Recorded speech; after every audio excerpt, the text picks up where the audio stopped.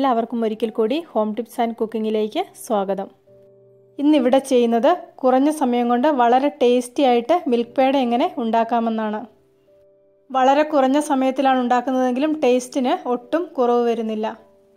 ഒരു വലിയ non stick പാനിലേക്ക് 3 കപ്പ് പാൽ ഒഴിച്ചു കൊടുക്കുന്നുണ്ട്. പാൽ നന്നായി ചൂടായി വരുമ്പോഴേക്ക് 1 കപ്പ് പാൽപ്പൊടി ചേർത്ത് കൊടുക്കുന്നുണ്ട്. ഇത് ഉടനെ തന്നെ ഇളക്കി യോജിപ്പിക്കണം. അടുത്തത് ഇതിലേക്ക് 1/2 കപ്പ് പഞ്ചസാര കൂടെ ചേർത്ത് കൊടുക്കാം. പഞ്ചസാരയും കൂടെ ചേർത്തതിന് ശേഷം കൈ മാറ്റാതെ ഇളക്കി കൊടുത്തുകൊണ്ടിരിക്കാം. പാൽപ്പൊടി ചേർത്തതുകൊണ്ട് പാൽ വളരെ പെട്ടെന്ന് കുറുകി വരും. ഒരുപാട് പാലെടുത്ത് പാൽ വറ്റിച്ച് പേട ഉണ്ടാക്കുന്നതിന് സമയമില്ലാത്തവർക്ക് ഇതുപോലെ വളരെ എളുപ്പത്തിൽ മിൽക്ക് പൗഡർ വെച്ച് പാൽപ്പേട ഉണ്ടാക്കിയെടുക്കാം.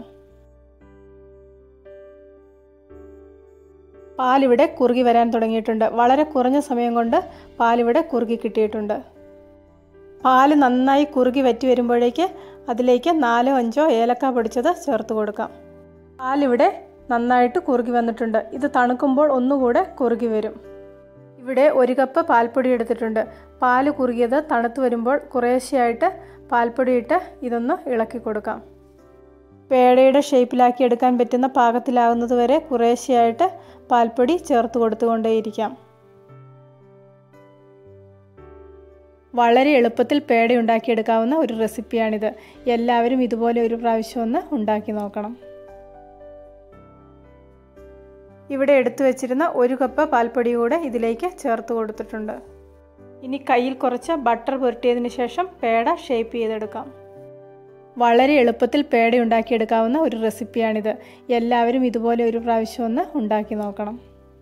ഇന്നത്തെ പേടയുടെ റെസിപ്പി എല്ലാവർക്കും ഇഷ്ടപ്പെട്ടില്ലേ? ഇഷ്ടപ്പെട്ടെങ്കിൽ ലൈക്ക് ചെയ്യണം, നിങ്ങളുടെ അഭിപ്രായങ്ങൾ അറിയിക്കണം.